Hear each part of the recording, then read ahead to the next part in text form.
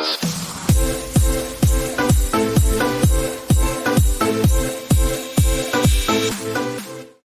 terima. D. Doa. Usaha. Tugas itu hanya perlu 3 hal: puasa, rahmat Allah, doa, komunikasi dengan Allah, usaha kita mewujudkan kehendak Allah. Ya kan? Karena itu menjadi kudus, menjadi saksi sama seperti pepatah. Apa itu? Ada paku di tengah taman. Cakep. Ada paku di tengah taman. Cakep. Pemilik seorang raja. Cakep. Mari kita menjadi pelaku firman, bukan hanya pendengar saja. Ini dia. Ini yang menjadi penting dalam hidup kita.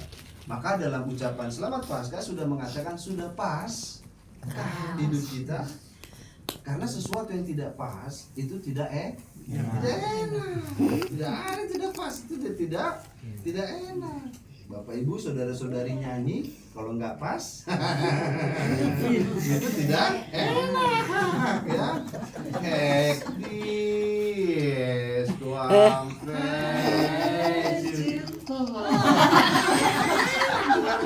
karena lagu itu kan hektis tuang Gomin, orang yang pasca semangat. Kenapa gak bisa semangat? Mungkin lagu Anda tetap sama. Aku masih Seperti yang dulu. Nah, itu nanti belum sempat pasca. Bapak Ibu belum sempat update status HP. Ya. Tahu HP kan? Apa itu? Hati dan pikiran. Supaya move on. Orang yang berpasca adalah orang yang mampu move on. Kalau nggak sanggup move on nanti disebut on. Ada yang mau terserah. Tidak menjadi santo atau santa, tetapi menjadi santo loyo. Susah kita ya. Berarti kudus menjadi puasa, doa dan usaha. Bapak Ibu saudara-saudari, maka mungkin perlu kita mengingat apa yang dikatakan Santo Fransiskus juga dalam petuahnya. Saya lupa petuah nomor berapa. Santo Fransiskus berkata demikian, saudara-saudara, janganlah kita bangga menceritakan kehidupan orang-orang kudus dan kita berhenti bangga dengan itu. Dan dengan menceritakan itu kita mendapat pujian. Jangan hanya sampai di sana. Tetapi yang perlu juga adalah bahwa kita berusaha dan berjuang untuk menyamai kekudusan orang-orang kudus itu sesuai dengan talenta yang diberikan Tuhan kepada kita.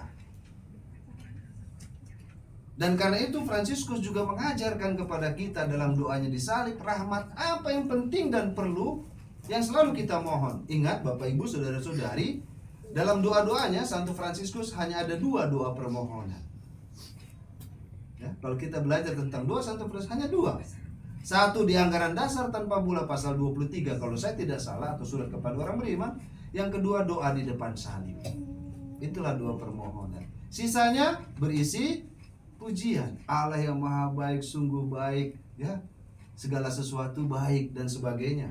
2 permohonan, salah satu yang menjadi favorit saya adalah doa di depan salib.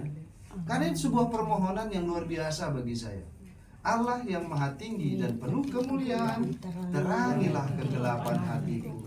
Berilah aku iman yang benar, pengharapan yang teguh, dan kasih yang sempurna. Berilah aku ya Tuhan perasaan yang peka dan budi yang cerah, agar aku mampu melaksanakan perintah-Mu yang kudus dan takkan menyesatkan. Dan yang diminta Santo Fransiskus bukan hal yang material, tetapi hal yang rohani, yang spiritual, kekuatan yang memampukan dia untuk selalu membawa dan berbuat kebaikan.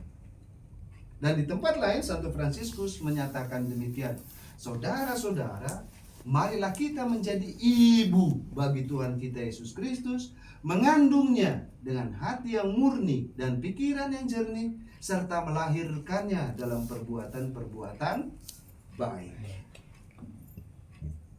Ini menjadi harus kita ingat ya, sebagai para seorang Fransiskan, termasuk kami. Jangan cuma di belakangnya OFM, isinya orang Farisi modern. Belakangnya OFM, tapi kepanjangannya orang Farisi modern.